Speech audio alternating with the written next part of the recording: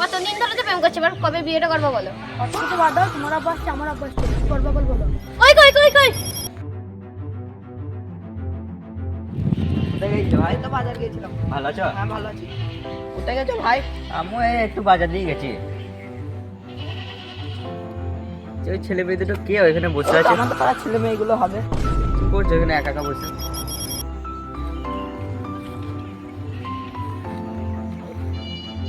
ওদের বয়স আমরা খেলা ছাড়া কিছু চিনতাম না, প্রেম ভালোবাসার কত কিছু করে নিচ্ছি।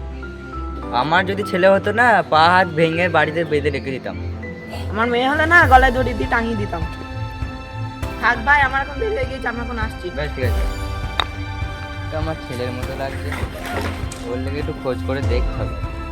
ওই তো ওরা চলে গেছে, আবার আমরাও চলে যাই, চলো না একটা সমস্যা হতে পারে।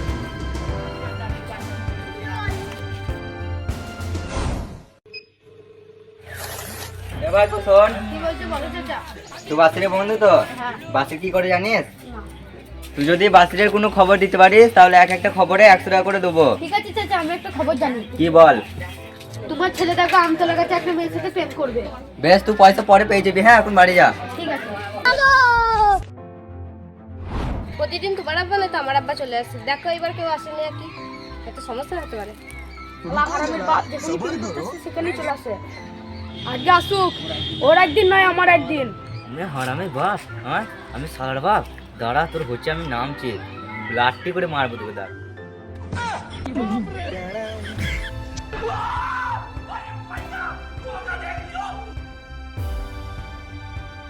বুঝলে বন্ধু? আর নাই বন্ধু, তুই এত ভাবছিস কেন? আর কি বলবো ভাই, কালকে প্রেম করছিলাম ওই আমতলায়, আমার আব্বা দেখে ফেলেছে, বিরাট মার মেরেছে। যখনই প্রেম করি ওর আব্বা চলে আসবে, নাহলে আমার আব্বা চলে আসবে। কি করা যায় তুই বল? এখানে কেউ নাই তো, তাহলে তোকে একটা কথা বলতাম।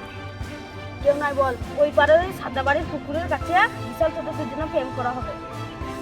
সাদা বাড়ির ওই পেছনে পুকুরটা তোদের দুজনে প্রেম করা হবে, এবার তোর আব্বা রাস্তাটা চিনি না।